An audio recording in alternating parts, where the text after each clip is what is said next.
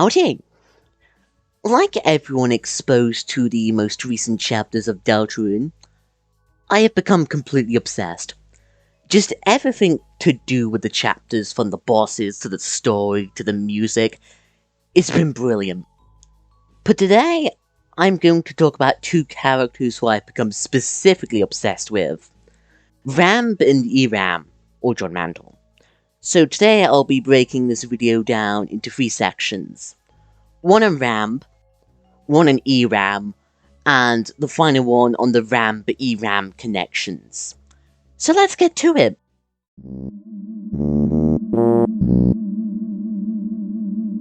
Like most people, I thought that Ramb would be the secret boss of Chapter 3 when I first laid my eyes upon him. He ticked all the boxes. He had strange information different from the other Darkners, he had a sort of speech pattern if being British counts. He was short like Spamton and Jevil. He spoke of freedom. He was a shopkeeper of sorts, which does seem to be a recurring thing. And he acted in a slightly threatening and creepy way, alongside him being in the creepy backstage S-rank room area. He even references the other previous secret bosses, and you can argue that he is forgotten and discarded, being a power strip, which most people don't think about, and being forgotten in a more narrative sense.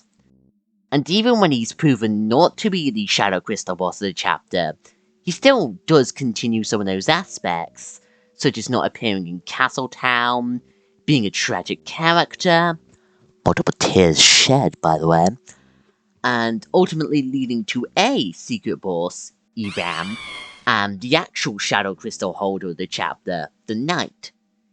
He doesn't even get a boss fight. Maybe, but we'll get back to that later. And that just leads to the meta-tragic element of Ramb's character. They're a red herring. And that makes them more forgettable to a general audience, especially with the Knight and Gerson next chapter overshadowing them. Even in a story, they are forgotten. None of the characters they mention talk about them in any way, not King, Queen, Jevil, Spamton, not even Swatch. And the characters in the TV world aren't sad that they turned to stone. You have examples such as Tenor calling them a good-for-nothing. Nothing is even mentioned about them after leaving the green room. Tenor doesn't mention them in his fight, nor does Chris mention anything when interacting with the TV, not mentioning anything about their light rod object. The only sort of mention of their existence is a plug boy in the TV minigame area of Castletown. Thank you very much, Toby. And yet, despite lacking a Shadow Crystal, I can see them still having a connection to Gaster. Ramb is forgotten about, something you can experience by walking through the wall opposite of the Mantle game door to Ramb's counter, where Susie and Rousey don't even notice you, and you have Rousey even forgetting about you by playing video games until you exit the S-rank room after beating ERAM. And this is ironic, since Ram's name seems purposely similar to RAM, random access memory, in a computer or gaming console. You know, somebody who reminds Chris of their memories of the past, much like Tenor does. This feels awfully familiar. A world that is exactly the same, except you don't exist. Everything functions perfectly without him. Ram's existence calls me back to these lines from Goner Kid in Undertale, who as a Goner has connections to Gaster, which just adds to how the Shadow Crystal bosses and related characters emphasize the importance of Gaster in this game. Like, he has to be important, right?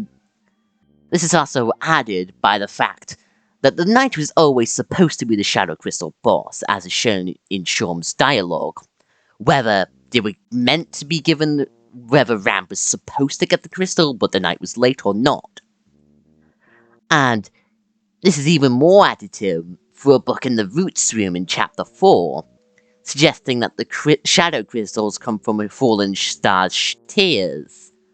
Whether that being Gaster, the Knight, Friend, Everyman, the Repo Person, or any other mysterious character in Undertale or Deltarune, and like we're told, nobody will shed a tear for him. After all, freedom is only for big shots, which could be those who are mentioned in the prophecy, which the Shadow-Crystal bosses aren't if you just include the Knight and the Cut Gerson prophecy, or those who have more significance in the story. Apart from the lack of a Shadow Crystal, there is one other thing that separates Ramb from the other secret bosses, disincluding Gerson to some extent, and that's their relationship with Chris. Ramb is solely dedicated to making Chris happy and helping them achieve freedom, most likely due to Chris playing with him alongside Noel and Asriel when they were younger. An interesting thing can be noted from Ramb's desire to give Chris freedom, and that being how it could be Chris's desire to be free being channeled into a darkener, which would really highlight how desperate Chris wants to achieve this freedom, and could possibly hint at the possible violence this freedom entails, but I'll get back to that when talking about ERAM. An interesting question we must ask is if their desire to set Chris free is also related to them seeing Chris rip out their soul, as they did see them open the fountain, or noticing differences in Chris's behaviour. If you want to inject another tragic element into Ramb's character, it could be suggested that he knew he was going to be turning into stone, given the fact that the Pippins next to him mentions how he was probably stone inside already and how often he demeans himself.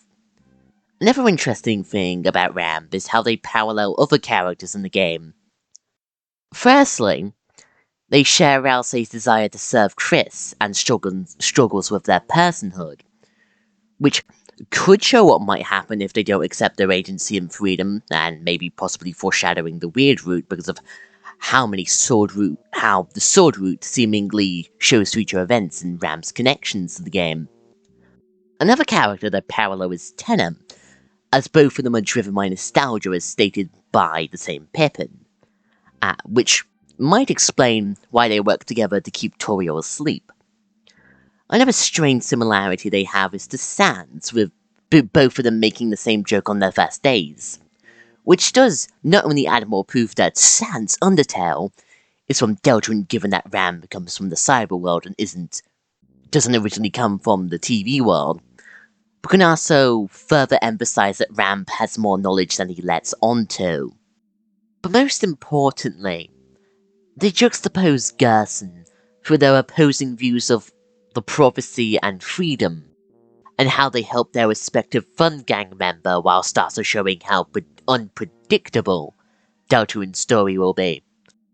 This is something the Knight also does, while paralleling Ramb in regards to their relationship with Chris, and the lack of freedom or perceived lack of freedom, as the Knight highlights via the lack of a freedom motif and how they follow the prophecy without even trying to break free from it, such as killing Tenor.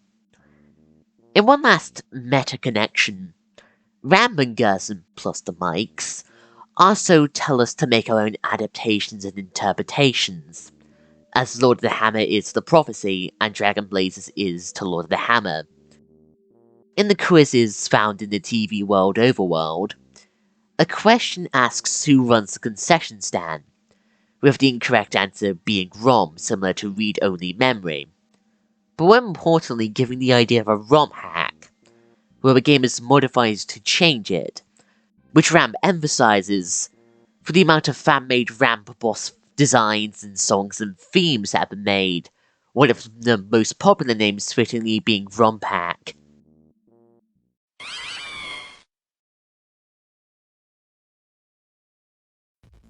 Throughout the Sword Root Mantle games, it's clear that we aren't alone. Messages appear in random places, the odd controller appears out of nowhere, there's music that cuts out on a whim, sound effects that could be waves or the breathing of something, and physical shadows, eyes, and smiles appearing in the side rooms. With this, the Sword Root game presents itself as a creepypasta about an old game version, much like Lavender Town Syndrome, especially with how it affects the rest of the world, like allowing Chris to use the sword in the password puzzle games, and game sprites walking out the screen. Another part of Deltarune that also feels like a creepypasta is the game's weird route, where we physically break the game by manipulating Noelle with the help of Spamton, something that is replicated in the Mantle game with the white cloak, and ERAM telling us to become stronger like Spamton. Including Noelle's representation in the game, she also mentions experiencing the area we play through with her 8-bit counterpart in the Spamton sweepstakes, and listening to the Dragon Blaze's song Glacier, which also plays in these games. Since Dragon Blaze is based on the prophecy, through Lord of the Hammer, I say this is pretty good evidence for Noelle originally being a part of the Heroes, which of course is something being debated in the fandom at the moment. Though, that does have to make us think who this Silver Drake character is that Noelle discusses in Chapter 2, I believe. Could it be a new character we're going to encounter later, or could it just be Tenor? Something we'll have to wait for, I guess. Since the Sword Root game does seem to foreshadow the future, maybe specifically Weird Root events with the Shelter, and maybe Chris killing Susie and Mouse there, does that also mean we'll encounter a physical ice palace? Or is it symbolic of our holiday house dark world? Furthermore, this just bolsters the importance of the Roots prophecy, appearing in the song 8-Bit's Roots. If I may say, and if I may indeed say, Fen must be connected to Roots Ren. They've appeared 2 times in an area with a song with Roots in it does play, that being in Queen's Mansion with Digital Roots and in these games with the ERAM fight. Another dark route this game mirrors is Undertale's Genocide route, with the enemy NPC sort of resembling the Undertale monsters, which frames ERAM in a different light. As a parallel for Flowey, the violent reincarnation of Asriel who felt liberated or free, if I may be so bold, killing the monsters in the underground. With this game stated to give Chris freedom, was this the type of freedom they were supposed to find? This, in turn, makes Chris a parallel to Kara, both characters juggling with violence and being influenced to embrace it by us, the player, from our actions, especially if Undertale's narrator is Kara.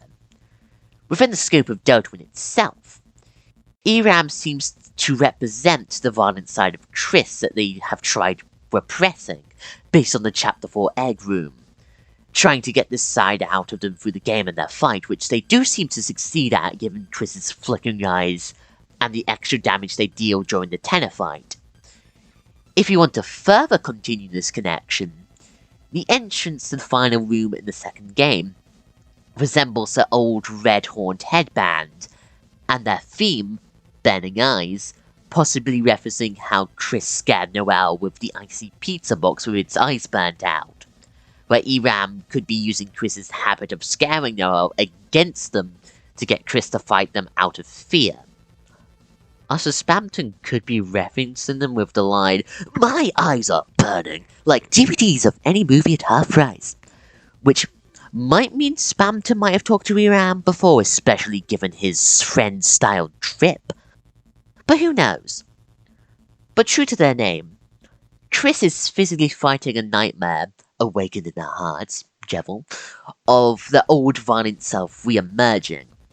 One that knows they're enjoying the hunt for the Shadow Crystals, and wants to continue it by providing them the Shadow Mantle it seems to be guarding, and reveling in blackmailing Chris with it. Their use of fire magic also links them back to the Dreamer family, who used that magic in Undertale. They do seem to suggest that Chris's suppression of their violent side could originate from whatever happened in the Shelter, given how they resist letting us in during the events of the game. Which does make you think on why ERAM uses fire magic. I see a few possibilities. Either that ERAM is also using Chris's desire to be a monster, which is why they wore the red headband against them, foreshadow some violent rouse they encounter future in the weird route, or something due to a dreamer other than Chris having some to do with the Shelter. Asgore's connection to Carol makes him a good candidate for this, But Toriel could also be a good candidate due to the secret in the code where the black monster that mimics our movements, like the knight, is a black deer, until a variable called Toriel is true. ERAM's connections to the knight must also be noted, both sharing visual similarities with the shadowy body and the visor-like mouth, alongside burning eyes sounding like black knife to some extent. This could suggest that Chris has something to do with the knight's creation, such as their violent side, causing something tragic to happen to them, maybe death. It also adds to the similarities between the knight and Chris, as they both have similar poses, making you ask if Chris, especially since they are knighted after you quote-unquote beat the knight, is/will become a knight, which is bolstered by how betrayal to the knight, specifically in Chapter 2 and Chapter 4, lack the gaster holes in their hands that the sprite shows. I've also heard from Lukia's Who is the Shadow Mantle Holder video that ERAM is the demon Chris and Catty summoned when they were younger, given their familiarity with Chris and demonic imagery such as the red horned door mentioned earlier and the fire magic, as is also shown by ERAM's representation of a titan. Firstly, as the knight mirrors the titans, so does ERAM, especially where the knight doesn't, such as their horns being more of a match than the knight's antlers. Furthermore, the eyes in the background of their fights look like the eyes of the titans, bathed in that hellish hue, who, despite having angelic imagery, can be connected to Jebel's Hell's Raw Bubbles from the Depths. In addition, the knights are described by Rousey as bumps in the night, which denotes the supernatural and unexplainable. ERAM backwards is Mare, which is defined as a malicious entity in Germanic and Slavic folklore that walks on people's chests while they were sleeping, bringing nightmares by Wikipedia, applying that their appearance will cause more darker adventures from the dreamlike usual ones from chapters 1 to 3, and connecting them back to the description of the titans and demons. They also travel in the form of an animal, especially cats. This might suggest that friend is a form that ERAM can take, which could be especially apparent if a titan is created by some aspect of their creator, like the Dark Fountains.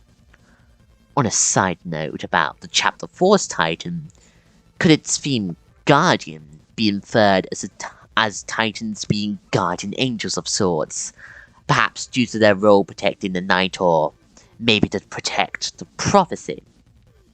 Connecting this back to ERAM, could this mean they are looking over Chris in some way, leading them to the weird route because the final prophecy leads to their death, as they have subdued their violent urges, whereas the ending of the weird route gives someone else that fate? Like Ramb, they also act as a pseudo-secret boss, being hidden from those who don't pursue the sword route games, being a creepy character, being in a hidden, abandoned older version of a game, being connected to freedom, and being connected to Gaster via friend and being in a shelter, which plays a slowdown version of the theme that plays during entry 17. Like Ramb, eh? Let's talk about that next.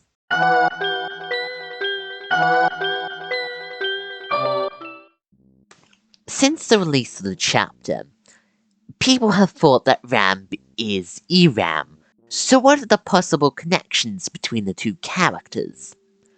Firstly, both characters know a lot about Chris, talking about their past and personality, and want to give Chris a form of freedom which Ramb says the game with ERAM in will give them.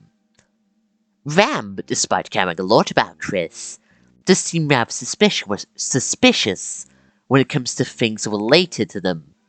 They help Tanner keep Toriel, their mother, away from them. They throw off Chris's concern of something being backstage with them, saying that they were on the watch the entire time, saying they'll show us something electrifying, which Tanner also says before the Doom board, and saying that freedom's only for big shots when the last time somebody talked about that, they attacked us. Ramb also might have some knowledge on ERAM or something strange happening in the Mantle game body. We know the real drama happens backstage, which their connection to Sans could bolster. The two characters also share some visual similarities. Ramb's orange overalls resembling ERAM's mouth, ERAM's horns looking like Ramb's ears/hair, and ERAM's design being a nearly petrified Ramb fully and looking like, I should say, a nearly petrified Ramb entering an old game without an already made sprite, which is shown as being possible at the end of the route. Furthermore, conspiracy time, the basement plug from Queen's Mansion not only is blue like parts of Ramb's design, but also their faces look sort of similar, especially with the mouth area. And they were saying that she was actually always afraid of electrical sockets too, because she thought they were looking at her, while listening to Glacier and feeling nostalgic like Ramb. We also have Rare Wire's flavor text, controlled by Queen's Wire. It's sleepwalking through a nightmare, like Nightmare Boss, ERAM. Ram also wants Chris to have fun again. Real fun, like the old days, which could connect to ERAM's "without play, the knife grows dull" line, them wanting Chris to have fun again as well. This could be Ramb realizing that Chris enjoyed fighting the other Shadow-Crystal bosses and giving them a fight like that. Another thing to add is the schedule written in red ink backstage, perhaps being Ramb planning out the entire Sword Root game, if it isn't just the scheduled Tenor used for his games, or when the Mantle game was Tenor's games. A damning point of evidence is that Ramb disappears from that spot after you enter the manhole in the final game, which the dialogue of the in-game NPCs in the S-rank area aren't changed. When ERAM is defeated, the Rabbit sphere of Ramb would make sense if they were ERAM. Going back to the Mare connection, ERAM could be masquerading as Ramb, who is based off a dog or wolf due to the ears and the plug by sending it to wear wires, to get close to Chris and lead them to the Shadow Mantle. Of course, there is some points which seems to go against this, like ERAM lacking Ramb's British accent and dialect and the two characters acting different. This could be explained by Ramb having multiple faces and personalities, all set in helping Chris obtain a form of freedom, since he is a paraship and they do have multiple outlets/faces in this case. It could also be that Ramb believes that Chris's violent side is needed to achieve their freedom. Or, since the console would have been plugged into them, the violence of the game has affected them. Again, Ramb being the disguise for ERAM, maybe because they've already turned to stone on the inside and are just being puppeted by them, would also explain this. Instead, maybe Ramb was working with ERAM to some extent, Ramb helping lead Chris to the game. If Ramb isn't ERAM, what could have happened to them? Firstly, I don't believe Pixel Chris did anything to them since A, Ramb has gone before 8-Bit Chris even leaves the game, B, if 8-Bit Chris did kill Ram, how did the Rabbit NPC see him die if they were in the S-Rank room, and C, why would the Rabbit NPC be scared for Ram and calmed down by 8-Bit Chris going past before Chris if they kidnapped Ram? So what else could have happened? Since Ram disappears about halfway into the game, ERAM could have kidnapped or saved him, and then dragged the petrified Ram out with them past the Rabbit. Maybe, after ERAM is defeated, the petrified Ramb-Goyle, physically leaves the room himself after hiding behind the curtain, maybe. Another idea could be that, for leading us to the Shadow Mantle, the knight or somebody who follows the knight, takes Ramb to punish him like they do for Tenor for letting us, the fun gang, get to Toriel. Depending on the purpose of the Shadow Crystal and who's giving them out, Ramb could have been taken to receive a Shadow Crystal. But here's the true question. Do I think Ramb will return? As an act of cope, I do think that the chance of him coming back is actually pretty high. First of all, if he is ERAM or connected to ERAM, he's definitely coming back. If not, his disappearance seems to be building up a mystery for his return in a future chapter, especially if he was taken to receive a Shadow-Crystal. As for how he return, I have an idea. Since the end of Chapter 3 or up the beginning of Chapter 4, Tenet is either completely broken, he's with Metaton, or he's in Castletown. And it doesn't seem like Ramb is taken with him, especially since Ramb doesn't appear in Castletown when Tenet is brought there. I wouldn't be surprised if Toriel gave a power strip to Asgore for his TV, since she doesn't need it anymore, as Ramb would also be the same age as Tenet, allowing him to return in a Flower King Dark World and maybe be the secret boss of that chapter.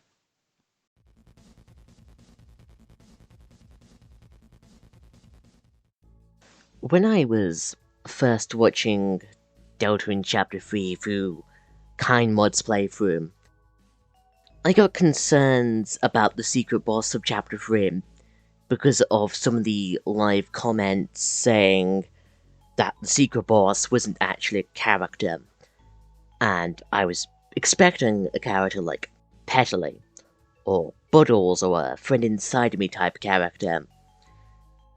This went to seeing the fight for the first time against ERAM, and being kinda disappointed, but looking back, ERAM and Ramb have quickly became my favourite characters in the game, mostly by using my love of horror against me, but also due to that Toby Fox charm. So to Toby Fox, thank you for making these amazing games. You have changed my life for the better. And if this video has taught me anything, I want my British power strip back, Toby.